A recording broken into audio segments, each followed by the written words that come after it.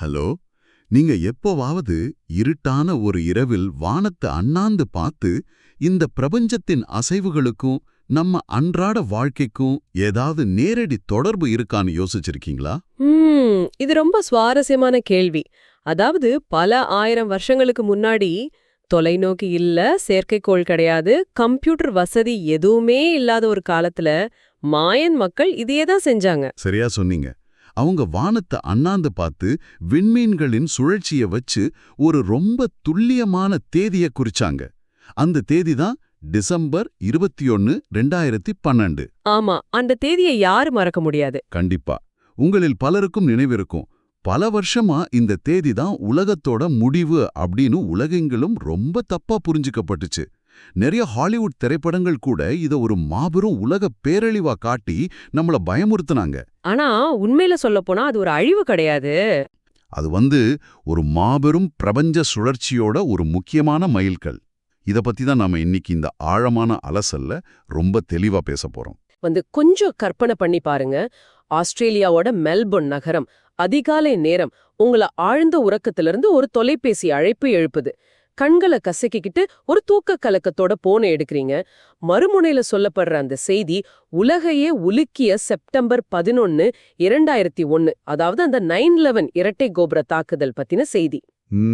அது ஒரு பேரதிர்ச்சியான தருணம். ஆமா, அந்த செய்தி கேட்ட மாத்திரத்துல பேரதிர்ச்சியோட உங்க மனசுல ஒரு ஒற்றை கேள்வி எழலாம். இவ்ளோ பெரிய ஒரு பேரழிவை எந்த அறிகுறியும் இல்லாம நடந்த இந்த ஒரு விஷயத்த நம்மால் முன்கூட்டியே கணித்திருக்க முடியுமா அப்படின்னு. கண்டிப்பா இந்த கேள்வி பலருடைய மனசுலயும் எழக்கூடிய ஒண்ணுதான். ஏன்னா மனிதர்களாகிய நாம பேரழிவுகளையோ அல்லது ஒரு பெரிய வரலாற்று நிகழ்வையும் பார்க்கும்போது அது அந்த தருணத்துல திடீர்னு வெடிச்ச ஒரு நிகழ்வா மட்டுமே பார்க்க பழகிருக்கோம். ஆமா, அது இதேச்சியா நடந்த ஒண்ணுன்னு தான் நாம நினைப்போம். சரியா சொன்னீங்க. ஆனா அந்த தருணங்களை நாம ஒரு பரந்த காலக்கோட்டுல வச்சு ஆழமா ஆராய்ந்தால் அவை எதேச்சையா நடந்தவை அல்ல. மாறாக அது ஒரு துல்லியமான கணித விதியின்படி மீண்டும் மீண்டும் வரும் ஒரு சுழற்சியின் அங்கம் அப்படிங்கிற உண்மை புலப்படும். ஓ, அப்போ காலம் அப்படிங்கிறது ஒரு நேர்கோடு கிடையாதா? இப்போ இன்னைக்கு நம்மளோட இந்த ஆழமான அலசல்ல அந்த வியப்பூட்டும் உண்மைக்கு தான் நாம விடை தேட போறோம். அதாவது கடந்த காலத்தின் சுழற்சிகளை வச்சு எதிர்காலத்தை எப்படி துல்லியமா கணிக்க முடியும் அப்படிங்கிற கருத்தை நாம முழுமையா பேச போறோம். இதுக்கு நாம கிரெக் பிராடன் எழுதிய ஃப்ராக்டல் டைம் அப்படிங்கிற புத்தகத்துல உள்ள ஆதாரங்களை தான் அடிப்படையா எடுத்துக்க போறோம். ஆமா, மாயன் கேலண்டர், ஆஸ்டெக் மற்றும் ஹோப்பி பழங்குடியினரின் கேலண்டர்கள், அப்புறம் குவாண்டம் இயற்பியல், ஆல்பர்ட் ஐன்ஸ்டீனோட வெளிக்காலம் அதாவது ஸ்பேஸ் டைம் கோட்பாடு, இது எல்லாத்தையும் இணைத்து ஒரு பிரம்மாண்டமான உரையாடலா இது இருக்க போகுது. ரொம்பவே சுவாரஸ்யமா இருக்க போகுது. இத நாம இப்படி புரிஞ்சுக்கலாமா? காலம் அப்படிங்கிறது நாம சுவர் கடிகாரத்துல பாக்குற மாதிரி ஒரு நேர்கோட்ல பயணிக்கிற அம்புக்குறி அல்ல. அது ஒரு பிரம்மாண்டமான சுழல் படிக்கட்டு மாதிரி, ஸ்பைரல் ஸ்டேர்கேஸ்னு சொல்லுவோம் இல்லையா, அது மாதிரி. ஆஹா, அருமையான உதாரணம். நாம அந்த படிக்கட்டுல மேல செல்ல செல்ல ஒவ்வொரு தளத்திலையும் அதே காட்சியை தான் மீண்டும் பாக்குறோம். ஆனா வேற ஒரு கோணத்துல, ஒரு புதிய பரிமாணத்துல பாக்குறோம். சரியா? அந்த சுழல் படிக்கட்டு ஓமை காலத்தின் இயல்ப மிக துல்லியமா விளக்குது. ஐன்ஸ்டைனின் சார்பியல் கோட்பாடு வந்த பிறகுதான் நவீன அறிவியலுக்கு ஒரு விஷயமே புரிஞ்சது. அதாவது காலமும் வெளியும் தனித்தனி விஷயங்கள் அல்ல. அது ரெண்டும் பின்னி பிணைந்த ஒண்ணு இல்லையா? ஆமா, அவை இரண்டும் பின்னி பிணைந்த ஒரு வெளிகால கட்டமைப்பு. பிரபஞ்சத்தில் உள்ள கோள்கள் எப்படி ஒரு மையத்தை ஈர்ப்பாக கொண்டு ஒரு குறிப்பிட்ட பாதையில மீண்டும் மீண்டும் சுற்றி வருதோ, அதே போல காலமும் ஒரு வளைந்த பாதையில சுழற்சியாகவே இயங்குது. இது ரொம்ப புதுசா இருக்கு. பழங்கால மாயன், ஆஸ்டெக் நாகரிகங்கள் பார்த்தீங்கன்னா இத பல ஆயிரக்கணக்கான வருஷங்களுக்கு முன்பே தங்களுடைய வானியல் அறிவால் கணிச்சு வச்சிருந்தாங்க. அவங்க காலத்தை ஒரு வரலாற்று பதிவேடா மட்டும் பார்க்கல, அதை ஒரு நிலப்பரப்பு போல அளவிட்டாங்க. இப்போ இத கேட்டுட்டு இருக்கிறவங்களுக்கு ஒரு விஷயம் சொல்லிக்க ஆசைப்படுறேன். இது ஏதோ பிரபஞ்சத்தோட ரகசியங்களை பத்தி வானியல் அறிஞர்கள் பேசிக்கொள்ளும் ஒரு தியரி மட்டும் அல்ல. கண்டிப்பா இல்ல, இது நம்ம வாழ்க்கையோட சம்பந்தப்பட்டது. ஆமா, இந்த உரையாடலோட இறுதியில உலக போர்களையும் பேரழிவுகளையும் கணிப்பது மட்டும் இல்லாம உங்க தனிப்பட்ட வாழ்க்கையில ஏற்படும் காதல், ஏமாற்றம், தொழில் வெற்றி போன்றவற்றை முன்கூட்டியே எப்படி கணிப்பது மற்றும் அந்த சுழற்சிகளை எப்படி உங்களுக்கு சாதகமா மாற்றுவது அப்படிங்கறதையும் நீங்க தெரிஞ்சுக்க போறீங்க. ரொம்ப முக்கியமான விஷயம் இது. ஏன்னா பிரபஞ்சத்தை இயக்குற அதே அடிப்படை விதிகள் தான் ஒரு தனி மனிதனின் உணர்ச்சிகளுக்கும் அவனோட வாழ்க்கை நிகழ்வுகளுக்கும் பொருந்தும். மேக்ரோ அளவுல நடக்கிறது தான் மைக்ரோ அளவுலயும் நடக்குது. சரி, இப்போ இந்த 9/11 மாதிரியான நிகழ்வுகளை முன்கூட்டியே கணிக்க முடியும் அப்படின்னா முதல்ல நாம காலத்தை எப்படி அளவிடுறோம் அப்படிங்கிற அடிப்படை கேள்விக்கு வரணும். இப்போ மாயன் கேலண்டர் அப்படின்னதுமே பலருக்கும் 2012 டிசம்பர் 21ல உலகம் அழிய போகுது அப்படின்னு கிளம்பின அந்த பீதி தான் நினைவுக்கு வரும். ஆமா, ஹாலிவுட் படங்கள்ல கூட அது ரொம்ப பெருசா காட்டியிருந்தாங்க. ஆனா அந்த ஆதாரங்களை ஆழமா படிக்கும்போது மாயன்கள் எங்கேயுமே உலகம் அழியும்னு சொல்லல அப்படிங்கிறது தெளிவா புரியுது. மாறாக அவங்க ஒரு உலக யுகம் முடியுது அப்படின்னு தான் குறிப்பிட்டிருக்காங்க. 2012 பத்தின மிகப்பெரிய தவறான புரிதலே அதுதான். இத அறிவியல் பூர்வமா புரிஞ்சுக்கணும் அப்படின்னா நம்ம பூமியின் அச்சு சுழற்சியை பார்க்கணும். பூமி நமது பால்வீதி மண்டலத்தை ஒரு முறை முழுமையா சுற்றி வர சுமார் 25,625 வருஷங்கள் ஆகுது. ஓ, 25,000 சொச்சம் வருஷங்கள். ஆமா, இந்த மாபெரும் பிரபஞ்ச காலச் சுழற்சிய மாயங்கள் 5 சமமான யுகங்களா பிரிச்சாங்க. அதுல ஒரு யுகம் அப்படிங்கிறது 5125 ஆண்டுகள் கொண்ட சுழற்சி. கிமு 3114ல தொடங்கின அந்த சுழற்சி தான் கிபி 2012 டிசம்பர் 21ல முடிவடைஞ்சது. அப்போ அந்த கேலண்டர் முடிவடையல, அது தன்னை ரீசெட் பண்ணிக்குச்சு அப்படின்னு சொல்லலாமா? மிகச்சரி, அது ஒரு புதிய தொடக்கம். இத இன்னும் கொஞ்சம் எளிமைப்படுத்தலாம்னு நினைக்கிறேன்.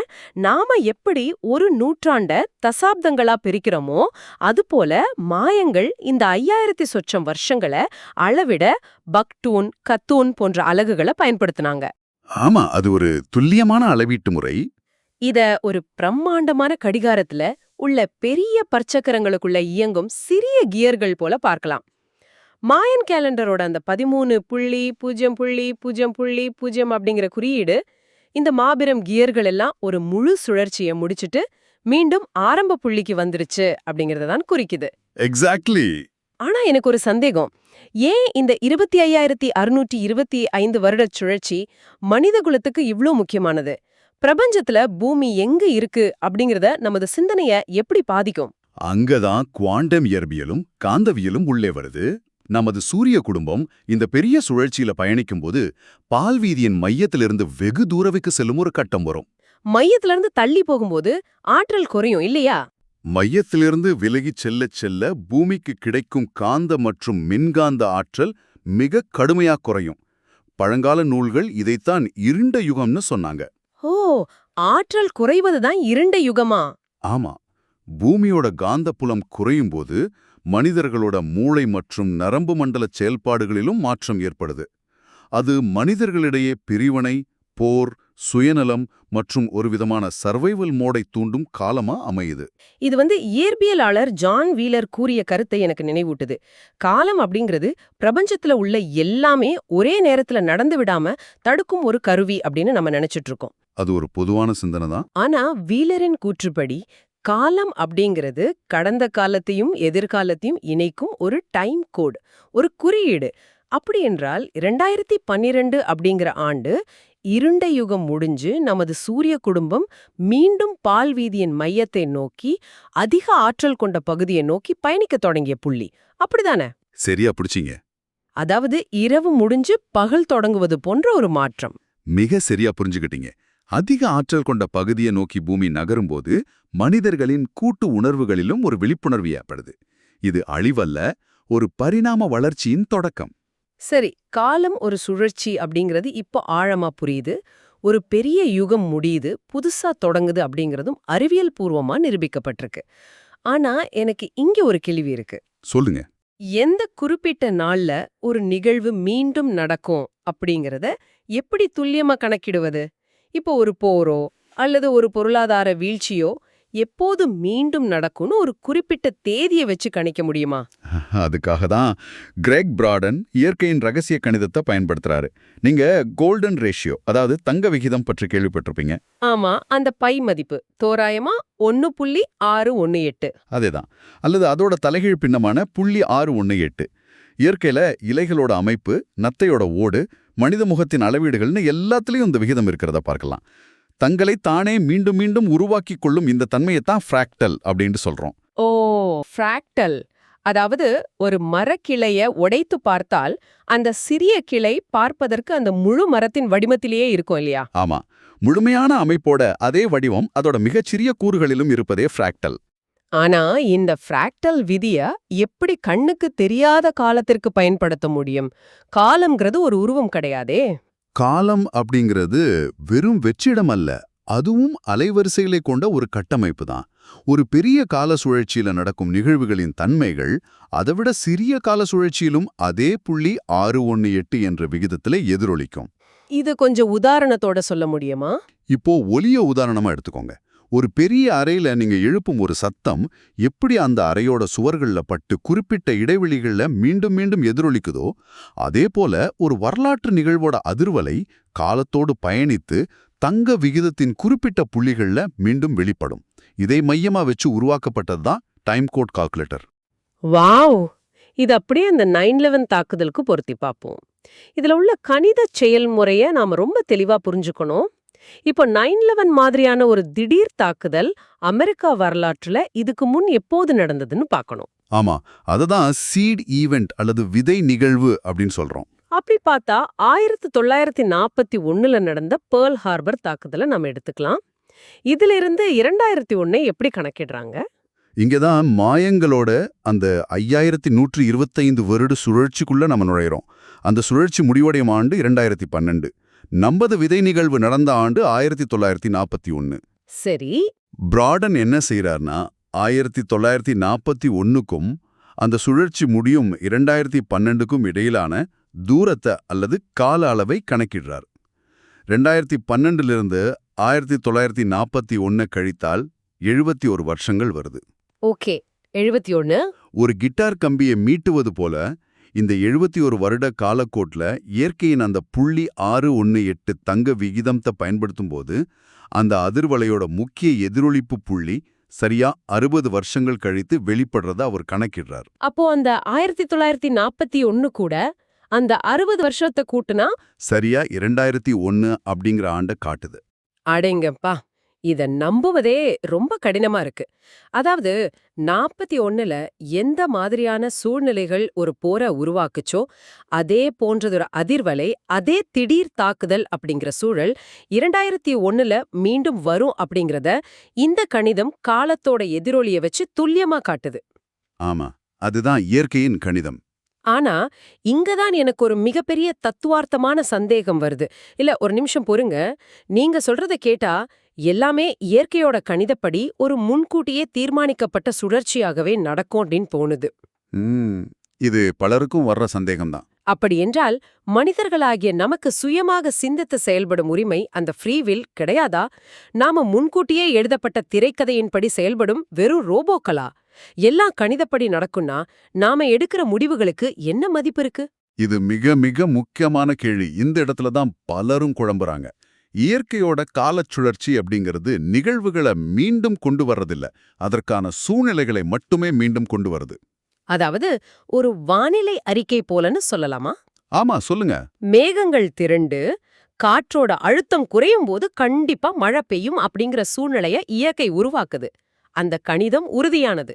ஆனா நாம கொடைய விரித்து மழையிலிருந்து தப்பிப்பதா அல்லது மழையில நனைவதா அப்படிங்கிறது நம்ம கையில, அதாவது நமது ஃப்ரீவில்ல இருக்கு. அப்படி சொல்ல வரீங்களா? ரொம்ப கச்சிதமான ஓமை இது. கடந்த காலத்துல ஒரு போர் மூழ்வதற்கான சூழல் இருந்தபோது மனிதர்கள் உணர்ச்சி வசப்பட்டு போரை தேர்ந்தெடுத்தாங்க. அதே சூழல் இப்போ தங்க விகிதத்தின் அடிப்படையில மீண்டும் வரும்போது அந்த சுழற்சிய நாம விழிப்புணர்வோடு அணுகினால் போரை தவிர்த்து அமைதியை தேர்ந்தெடுக்கலாம். ஓ, அப்போ இயற்கை நமக்கு ஒரு வாய்ப்பு கொடுக்குது. கண்டிப்பா. இயற்கை நமக்கு அதே சூழலை மீண்டும் மீண்டும் வழங்கி இந்த முறையாவது சரியான முடிவை எடுத்து உங்களை நீங்களே உயர்த்திக் கொள்வீர்களா அப்படின்னு ஒரு வாய்ப்பை தருது. இதத்தான் சாய்ஸ் பாயிண்ட் அல்லது மாற்றத்திற்கான தருணம் அப்படின்னு சொல்றோம். அந்த திரும்ப திரும்ப வரும் சூழ்நிலைகளின் உராய்வு தான் மனிதகுலத்தின் பரிணாம வளர்ச்சிக்கு தேவையான ஆற்றலை கொடுக்குது. இது ரொம்பவே ஆழமான ஒரு விளக்கம். இந்த தருணத்துல நாம ஒட்டுமொத்த உலக வரலாற்றையும் சற்று ஒதுக்கி வச்சுட்டு இத நமது தனிப்பட்ட வாழ்க்கைக்கு பொருத்தி பார்ப்போம். தாராளமா. இத கேட்டுட்டு இருக்கிற உங்க அன்றாட வாழ்க்கையிலையும் இந்த காலச்சுழற்சி ஆழமான தாக்கத்தை ஏற்படுத்துது. நமது தனிப்பட்ட வாழ்க்கையில இந்த டைம் கோட் கால்குலேட்டர் எப்படி வேலை செய்யுது? பிராடனோட புத்தகத்துல இதுக்கு முறை 3, அதாவது மோட் 3 அப்படின்னு ஒரு கணக்கீடு இருக்கு இல்லையா, அதை எப்படி பயன்படுத்துறது? நம்மில பலரும் ஏன் எனக்கு மட்டும் மீண்டும் மீண்டும் இப்படி நடக்குது, ஏன் எப்போதும் தவறான நபர்களையே நான் தேர்ந்தெடுக்கிறேன் அப்படின்னு புலம்புவதை கேட்டிருப்போம். அது துரதிர்ஷ்டம் அல்ல, அது ஒரு ஃப்ராக்டல் காலச் சுழற்சி. இதுக்கு ஏதாவது ஒரு உதாரணம் சொல்ல முடியுமா? புத்தகத்துல ஒரு உண்மையான உதாரணம் கொடுக்கப்பட்டிருக்கு. ஒருவருக்கு அவரோட 15வது வயசுல அவருக்கு மிக நெருக்கமான ஒருவரால் ஒரு பெரிய நம்பிக்கை துரோகம் ஏற்படுது. அதுதான் அவரோட விதை நிகழ்வு. அதாவது சீட் ஈவென்ட். ஆமா, அந்த வலி அவரோட நரம்பு மண்டலத்திலையும் இதயத்திலையும் ஒரு ஆழமான உணர்ச்சிகரமான பதிவை ஏற்படுத்திடுது. ஒரு குறிப்பிட்ட அதிர்வலையை உருவாக்கிடுது. இப்போ பிரபஞ்சம் ஒரு பெரிய கண்ணாடி போல செயல்படுது அப்படின்னு எடுத்துக்கிட்டா, அந்த 15 வயசுல ஏற்பட்ட வலியோட அலைவரிசை அவருக்குள்ளேயே இருக்கும்போது, அது தங்க விகித அடிப்படையில அவரோட 24 வயசுல ஒரு காதல் உறவின் மூலமாகவும், பிறகு 38 வயசுல ஒரு வியாபார கூட்டாண்மையின் மூலமாகவும் அதே ஏமாற்றத்தை மீண்டும் மீண்டும் கொண்டு வருமா? மிகச்சரியா சொன்னீங்க. அதே துரோகத்தை ஒரு சூழ்நிலையா கொண்டு வரும். பழைய காயங்கள் ஆறாம இருந்தா அந்த வலி ஒரு அதிர்வலையா மாறி வாழ்க்கை அதே காயத்தை வெவ்வேறு முகங்கள் மூலமா நமக்கு கொடுத்துக்கிட்டே இருக்கும். நாம விழித்துக்கொண்டு அந்த சுழற்சியை உடைக்கும் வரை இல்லையா? இதுதான் அதோட அறிவியலாம். 100% உண்மை. எந்த ஒரு நிகழ்வு உங்க இதயத்துல ஆழமான பாதிப்பை ஏற்படுத்துதோ அது ஒரு சுழற்சியை தொடங்கிடுது. ஆனா உங்களுக்குள்ள அந்த சுழற்சி இயங்குது அப்படிங்கறது நீங்க எப்போ உணர்றீங்களோ அந்த நொடியே அந்த சுழற்சியை உடைப்பதற்கான சக்தியும் உங்களுக்கு கிடைச்சிடுது. ஓ, விழிப்புணர்வு தான் முதல் படி. ஆமா, அடுத்த முறை அதே போன்ற ஏமாற்றத்திற்கான சூழல் வரும்போது நீங்க பழைய கோபத்தையோ பயத்தையோ வெளிப்படுத்தாம நிதானமா ஒரு புதிய நேர்மறையான முடிவை எடுக்கும்போது அந்த பழைய அதிர்வலையை உடைஞ்சு நீங்க ஒரு புதிய பரிமாணத்திற்கு செல்றீங்க. இது நம்மை கேட்கும் ஒவ்வொருவருக்கும் எவ்வளவு பெரிய ஒரு திறவுகோல். உங்க வாழ்வில நடக்கும் தொடர்ச்சியான தோல்விகள் வெறும் விதி அல்ல, அவை உங்களை நீங்களே திருத்திக் கொள்ள இயற்கை கொடுக்கும் சுழற்சிகள். விழிப்புணர்வோடு செயல்பட்டால் நீங்க அந்த சுழற்சியை எளிதா உடைக்கலாம். கண்டிப்பா. சரி, இப்போ இதையே மீண்டும் அந்த உலகளாவிய பார்வைக்கு கொண்டு செல்வோம். ஒரு தனி மனிதன் தன் சுழற்சியை உடைக்க முடியும் என்றால், ஒட்டுமொத்த மனிதகுலமும் இணைந்து உலக அளவில் ஏற்படும் இருண்ட சுழற்சிகளை உடைக்க முடியுமா? இதத்தான் சாய்ஸ் பாயிண்ட் 2012 அப்படின்னு பிராடன் குறிப்பிடுறாரா? ஆமா, பழைய யுகம் முடிஞ்சு புதிய யுகம் பிறக்கும்போது ஒட்டுமொத்த மனிதகுலமும் 2 பாதைகள்ல ஒன்ன தேர்ந்தெடுக்க வேண்டிய கட்டாயத்துல இருக்கு. ஒன்னு அர்மஹெடான் எனப்படும் பேரழிவு பாதை, மற்றொன்று செகண்ட் ஈடன் எனப்படும் சொர்க்கத்தை போன்ற அமைதியான பாதை. இத வெறும் ஆன்மீக கருத்தா பார்க்காம அறிவியல் பூர்வமா பார்த்தா குளோபல் கோஹெரன்ஸ் இனிஷியேட்டிவ் மற்றும் ஹார்ட் மேத் இன்ஸ்டிடியூட் செய்த ஆய்வுகளை நம்ம கவனிக்கணும். ஹார்ட் மேத் இன்ஸ்டிடியூட் ஆய்வுகள் ரொம்பவே சுவாரஸ்யமானவ. அவங்க மனித இதயம் வெறும் ரத்தத்தை உந்தும் ஒரு பம்ப் மட்டுமல்ல, அதற்கென்று தனியா ஒரு நரம்பியல் வலையமைப்பு இருக்கு அப்படிங்கறத கண்டுபிடிச்சிருக்காங்க இல்லையா? ஆமா, அது மட்டும் இல்லாம மனித இதயம் மூளையை விட 5000 மடங்கு வலிமையான ஒரு மின்காந்த டோராய்டல் புலத்தை, அதாவது ஒரு டோனட் வடிவ ஆற்றல் வளையத்தை உருவாக்குது அப்படின்னு சொல்றாங்க. அந்த மின்காந்த புலம் தான் இங்கே திறவுகோலே. நம்ம கோபம் அல்லது பயத்துல இருக்கும்போது அந்த புலம் மிகவும் சீரற்றதாகவும் ஒரு மாதிரி குழப்பமாகவும் இருக்கும். ஆனா நாம ஆழமான அன்பு, கருணை மற்றும் அமைதியை உணரும்போது அந்த அலைவரிசை மிகவும் சீரான கோஹரண்ட் வேவா மாறுது. ஓ, அப்போ நம்ம உணர்வுகள் வெளியிலயும் தாக்கம் ஏற்படுத்துதா? ஆமா, மனிதர்களாகிய நாம பூமியின் காந்தப்புலத்துக்குள்ளேயே வாழ்வதால் நமது இதயங்கள் உருவாக்கும் இந்த மின்காந்த அலைகள் நேரடியாக பூமியின் காந்தப்புலத்தோடு ஊடாடுது. இத ஒரு ஊமை மூலமா விளக்கலாம்னு நினைக்கிறேன். நூற்றுக்கணக்கான மெட்ரோனோம்களை ஒரு மர மேஜையின் மீது வச்சு வெவ்வேறு நேரங்கள்ல அவற்றை இயங்கச் செய்தால் ஆரம்பத்துல எல்லாமே வெவ்வேறு தாளங்கள்ல குழப்பமான முறையில இயங்கும். ஆனா சற்று நேரம் கழித்து அந்த மர மேஜை ஒரு குறிப்பிட்ட அதிர்வெண்ல அதிரத் தொடங்கும்போது அந்த மேஜையின் மேல் உள்ள அனைத்து மெட்ரோனோம்களும் ஆச்சரியப்படும் வகையில ஒரே தாளத்துல ஒரே நேர்கோட்ல சிங்க் ஆகி இயங்கத் தொடங்கும். சரியா? அபாரம். இது ஒரு மிகச்சரியான விளக்கம். இதே போலதான் மக்கள்ல ஒரு சிறிய பகுதியினர் தங்கள் இதயத்திலிருந்து ஆழமான அன்பையும் அமைதியையும் வெளிப்படுத்தும்போது அது பூமியின் காந்தப்புலம் என்ற அந்த மேஜையை அதிரச் செய்து உலக மக்களின் கூட்டு உணர்வையே ஒரு அமைதியான திசைக்கு மாற்றுது. ஆமா, நாம பூமியில உள்ள ஏதோ தனித்தனி தீவுகள் அல்ல, நாம் அனைவரும் கண்ணுக்குத் தெரியாத ஒரு காந்த வலையால் இணைக்கப்பட்டுள்ளோம். கடந்த 26,000 ஆண்டுகள்ல வாழ்ந்த மனிதர்கள்ல நாம மிகவும் அதிர்ஷ்டசாலிகள்னு தான் சொல்லணும். ஏன்னா நாம அந்த யுக மாற்றத்துல இருக்கோம் இல்லையா? ஆமா, பழைய யுகத்தின் அழிவையும் புதிய யுகத்தின் பிறப்பையும் பார்க்கும் வாய்ப்பு மனிதகுல வரலாற்றுல ஒரு சில தலைமுறைகளுக்கு மட்டும்தான் கிடைச்சிருக்கு. நாம் அந்த தலைமுறை. இந்த அரிய தருணத்துல நேர்மறையான எண்ணங்கள் மற்றும் ஹார்ட் கோஹரன்ஸ் மூலம் ஒட்டுமொத்த உலகையும் ஒரு புதிய அமைதியான யுகத்திற்கு இட்டுச் செல்லும் மாபெரும் வல்லமை நமக்கு கிடைச்சிருக்கு.